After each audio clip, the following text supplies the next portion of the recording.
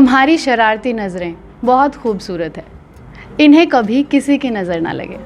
आज जब आंखों से जुड़ी ये स्टोरी करने के लिए मैं निकलने वाली थी तो कहीं मुझे ये लाइनें दिखी और मुझे महसूस हुआ कि कई बार नज़रों को भी नज़र लग जाती है। ऐसे ही नज़र लगती है कई बार डायबिटीज़ के रोगियों को, जिसे कि डायबिटिक रेटिनोपैथी कहते हैं। ये आपकी आंखों पर गहरा असर कर सकती है और ये अंधेपन का कारण भी बन सकती है। डायबिटिक रेटिनोपैथी पर और जानकारी पाने के लिए हम पहुंचे हैं सीधे डॉक्टर पवन गुप्ता के पास। तो पहला सवाल लेते हैं डॉक्टर पवन से। सर, डायबिटिक रेटिनोपैथी आखिर है क्या? देखिए, जिस भी पेशेंट को डायबिटीज़ होती है, डायबिटीज़ का बेसिक मतलब ये है कि हमारे शरीर का ब्लड शुगर लेवल जब बढ़ जाता है तो ये बढ़ा हुआ ब्लड शुगर लेवल हमारी ब्लड वेसल्स को असर डालता है और ये आँखों के अंदर हमें एक एडवांटेज होती है कि हम अपने शरीर के ब्लड वेसल्स को डायरेक्टली देख सकते हैं। तो इन ब्लड वेसल्स के अंदर जब ये डायबिटीज़ अपना इल इफ़ेक्ट या बुरा प्रभाव दिखाना शुरू करती है, जिसमें ये होता है कि ब्लड लीकिंग शुरू हो जाए, उसमें से कोलेस्ट्रॉल लीक करना शुरू हो जाए या एंड स्टेज डायबिटीज़ के अंदर ब्लीडिंग होनी शुरू हो जाए, तो इस बीमारी को हम डायबिटिक रेटिनोपैथी कहते हैं। तो आपने जैसे बताया कि आइज़ रेड हो जाएं या ब्लीडिंग हो, तो अगर किसी की आंखें बहुत ज़्यादा लाल होती हैं तो क्या माना जाए कि ये रेटिनोपैथी है या ये डायबिटीज़ से ही रिलेटेड है? नहीं, आँख लाल होना एक अलग सिम्टम है। आँख लाल काफ़ी सारी बीमारियों में हो सकती है। तो इनिशियल स्टेज जो डायबिटिक रेटिनोपैथी की है उसमें बाहर से देखने में आँख में कोई ऐसी प्रॉब्लम नहीं दिखती। ये एक डिटेल्ड एग्जामिनेशन के बाद ही आपके जो आई डॉक्टर हैं वो इस कंक्लूजन पर पहुंचते हैं कि आपकी आँखों के ऊपर शुगर का असर आ गया है।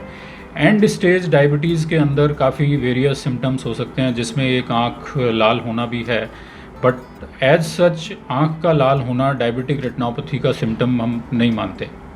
तो शुरुआती लक्षण क्या होते होंगे डायबिटिक रेटिनोपैथी के, जिससे कोई समझ पाए कि वो उस दिशा में आगे बढ़ रहा है या जा रहा है? देखिए, इनिशियल स्टेजेस में शुरू के 2-3 साल पेशेंट को कुछ महसूस नहीं होता कि उसकी आँख में कोई प्रॉब्लम है। इसीलिए जिन पेशेंट्स को भी डायबिटिक रेटिनोपैथी या डायबिटीज़ है तो उसमें हम पेशेंट्स को ये एडवाइस करते हैं कि आपको कोई आँख में प्रॉब्लम आ रही है या नहीं आ रही, आप अपना एक एनुअल चेकअप ज़रूर कराएं, इररिस्पेक्टिव कि आपको दिक्कत है कि नहीं है। बिकॉज इनिशियल स्टेज में ये एक क्लिनिकल एग्जामिनेशन के द्वारा ही इस बीमारी को हम आइडेंटिफाई कर सकते हैं या पकड़ सकते हैं। पेशेंट को शुरू में कोई सिम्टम नहीं होता। जैसे जैसे ये डिज़ीज़ प्रोग्रेस करती है आगे तो इसमें सिम्टम आने शुरू होते हैं, जिसमें इनिशियल स्टेजेस के अंदर पेशेंट को हल्की सी ब्लरिंग के थोड़े से जैसे आँख के आगे बादल आए हुए हैं, रात में देखने में थोड़ी सी प्रॉब्लम हो सकती है, लाइनें जो सीधी हैं वो टेढ़ी मेढ़ी दिख सकती हैं, या कोई भी वो अपना काम कर रहे हैं जैसे रीडिंग राइटिंग कुछ कर रहे हैं तो उनको लगता है कि भाई उतना मैं फोकस नहीं कर पा रहा चीज़ों के ऊपर जितना मैं पहले कर पाता था। और जैसे बीमारी आगे बढ़ती है तो इसमें ब्लीडिंग हो जाती है, तो फिर काले काले आँख के आगे धब्बे दिखाई देने शुरू हो जाते हैं।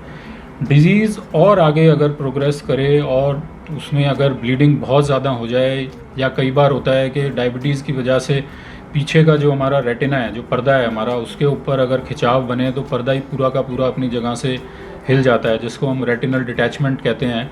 अगर वैसी कोई सिचुएशन हो जाए तो पेशेंट की नज़र अचानक से भी जा सकती है कि समटाइम्स पेशेंट कंप्लेन करते हैं कि कल तक तो एकदम ठीक दिख रहा था और आज एकदम अचानक से हो गया। इसका मतलब यही है कि या तो आपको रेटिना अपनी जगह से डिस्प्लेस हो गया है या उसमें काफ़ी मैसिव ब्लीड हो गई है आँख के अंदर।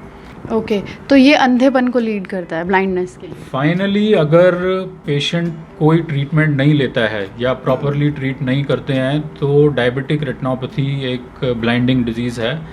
और इसमें दिक्कत की बात यह है कि जितना विजन लॉस हो जाता है पेशेंट का, वो कई बार फिर हम वापस रिकवर नहीं कर पाते despite best of our efforts.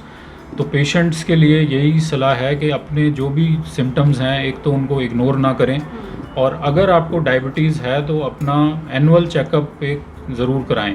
तो सर, कितने चांसेस होते हैं कि अगर किसी को डायबिटीज़ है तो उसे डायबिटिक रेटिनोपैथी होगी, या मतलब होगी ही होगी, या कुछ ऐसे बचाव के उपाय भी हैं कि आप ध्यान देखिए, ये दो मेन फैक्टर्स के ऊपर डिपेंड करता है। तो जिन पेशेंट्स में डायबिटीज़ का जो कंट्रोल है वो ज़्यादा अच्छा होता है, उनके अंदर ये डायबिटिक रेटिनोपैथी होने के चांसेस थोड़े कम हो जाते हैं या देर से आती है उनके अंदर। बट जिन पेशेंट्स की डायबिटिक कंट्रोल एकदम हे वायर है, जो बिल्कुल ही अपना ध्यान नहीं रखते, उनके अंदर ये डायबिटिक रेटिनोपैथी जल्दी आ जाती है और काफ़ी फास्ट प्रोग्रेस करती है। फिर सेकंड जो इम्पॉर्टेंट फैक्टर है कि आपको कितने टाइम से डायबिटीज़ है।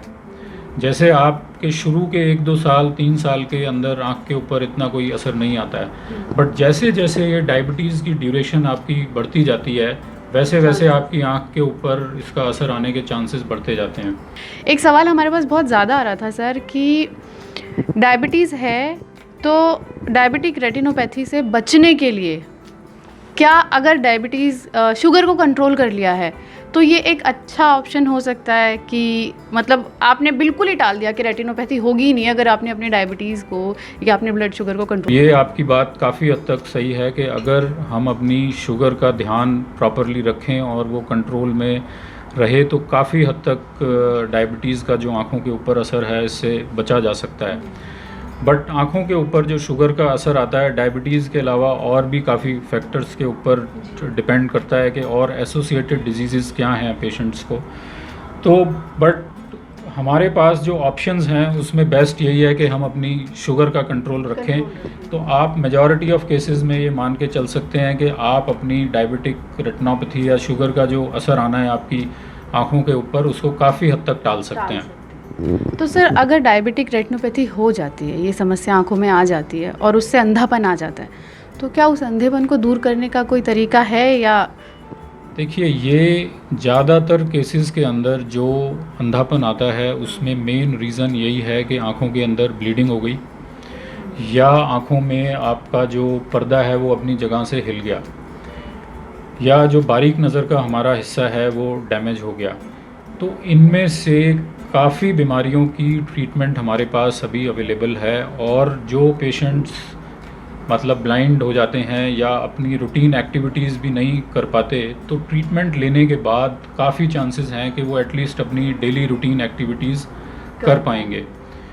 मेन दिक्कत जब आती है जब ब्लड सप्लाई पर्दे की पूरी तरह बंद हो जाए या जो हमारी ऑप्टिक नर्व होती है, जो हमारी आँख से ब्रेन को सिग्नल लेके जाती है, वो उसमें ज़्यादा डैमेज हो जाए। तो ये दो कंडीशंस ऐसी हैं जहाँ पे विज़न को रिकवर करना थोड़ा सा ज़्यादा ट्रिकी और मुश्किल होता है। बट इन केसेस में भी हमने देखा है कि ट्रीटमेंट अगर हम प्रॉपरली करें तो एटलीस्ट अपनी डेली रूटीन एक्टिविटीज़ करने लायक विज़न वापस आने का चांस अच्छा होता है। डायबिटिक रेटिनोपैथी और मोतिया क्या साथ साथ हो सकते हैं? क्या अगर किसी को मोतिया आ रहा है और उसको सालों पुरानी डायबिटीज़ है तो वो रेटिनोपैथी का भी शिकार हो जाए या कुछ ऐसे केसेस क्या आपके पास आते हैं कभी? ये काफ़ी रेलेवेंट है आपका क्वेश्चन, बिकॉज़ डायबिटिक जो भी पेशेंट्स हैं उनके अंदर एक तो मोतिया बनने का चांस थोड़ा सा ज़्यादा होता है, उनमें थोड़ा जल्दी मोतिया बन जाता है। और काफ़ी पेशेंट्स हैं जो हमारे पास जो दोनों डिजीज़ के साथ एक साथ आते हैं, जिनमें मोतिया भी है और डायबिटिक रेटिनोपैथी का भी काफ़ी असर आया हुआ है। तो इसमें जब दो डिजीज़ एक साथ हमें डील करनी होती हैं तो हमें प्रायोरिटाइज़ करना होता है कि हमें ये देखना होता है कि पहले कौन सी बीमारी को ट्रीट करना है। तो ज़्यादातर केसेस में प्रायोरिटी डायबिटिक रेटिनोपैथी के लिए जाती है। तो डायबिटिक रेटिनोपैथी के लिए जो भी ट्रीटमेंट उस पेशेंट के लिए फ़ीज़ेबल होता है, हम कोशिश करते हैं कि पहले डायबिटिक रेटिनोपैथी को कंट्रोल में किया जाए और एक बार डायबिटिक रेटिनोपैथी कंट्रोल में हो जाए उसके बाद ही हम फिर कैटरेक्ट सर्जरी के लिए प्लान करते हैं। एक चीज़ जो मुझे समझनी है, बहुत बेसिक सी चीज़ है, वो ये कि मैं ये जानना चाहती हूँ कि शुगर आँखों पे असर किस तरीके से करती है, मतलब क्या इफ़ेक्ट कैसे होता है उसका? इसमें देखिए, जैसे मैंने आपको बताया कि शुगर जो मेन असर डालती है वो हमारी जो ब्लड वेसल्स हैं, जो खून की धमनियाँ हैं, उनके ऊपर ये असर डालती है। अब जब ये डायबिटीज़ उसको अफेक्ट करती है तो उसमें मेन ये होता है कि नॉर्मली हमारी ब्लड वेसल्स से कोई भी हमारा शरीर का फ्लूइड या लिक्विड लीक नहीं करता। तो इनिशियल स्टेप के अंदर इसमें से ब्लड वेसल में से फ्लूइड लीक होना शुरू होता है। वो फ्लूइड हमारे जो बारीक नज़र का हिस्सा है, जिसको हम मैकुला बोलते हैं, वहाँ पर इकट्ठा हो जाता है। अब वो वहाँ जब इकट्ठा होना शुरू होता है तो उसमें मैकुलर एडिमा, एक जो मेडिकल टर्म हम यूज़ करते हैं, वो बन जाता है। और मैकुलर एडिमा जब बन जाए तो पेशेंट की विजन ड्रॉप होनी शुरू हो जाती है। तो सबसे पहला जो स्टेप तो डायबिटिक रेटिनोपैथी में यही होता है। अगर पेशेंट इस स्टेज पर भी ट्रीटमेंट के लिए नहीं आता और ये ट्रीटमेंट निगलेक्ट हो जाता है तो इसमें फिर धीरे धीरे करके कोलेस्ट्रॉल जो होता है जो हमारे शरीर में, वो रेटिना के ऊपर डिपॉजिट होनी शुरू हो जाती है जगह जगह। और कोलेस्ट्रॉल एक बार डिपॉजिट होनी शुरू हो जाए और बारीक नज़र के हिस्से के ऊपर जम जाए तो वो काफ़ी डिफ़िकल्ट सिचुएशन होती है ट्रीट करने के लिए। तो कितने चांसेस होते हैं अगर कोई फोर्थ यानी कि एंड स्टेज पर आता है ट्रीटमेंट के लिए कि उसका विज़न जो है वो बचा रहेगा? ये देखिए पेशेंट टू पेशेंट वेरी करता है, बट एक रफ़ फिगर आप मान सकते हैं कि 80 to 90% ऑफ केसेस के अंदर हम उनकी विज़न बचाने में काफ़ी हद तक सक्सेसफुल रहते हैं। बट जितना लॉस हो गया, जैसे मैंने पहले भी कहा कि भी जितना विज़न का लॉस हो गया उसको रिकवर करना थोड़ा सा मुश्किल होता है। वो 40 to 50% केसेस में हम रिकवर भी कर पाते हैं कई केसेस में, बट जो एकदम ही एंड स्टेज पे आते हैं।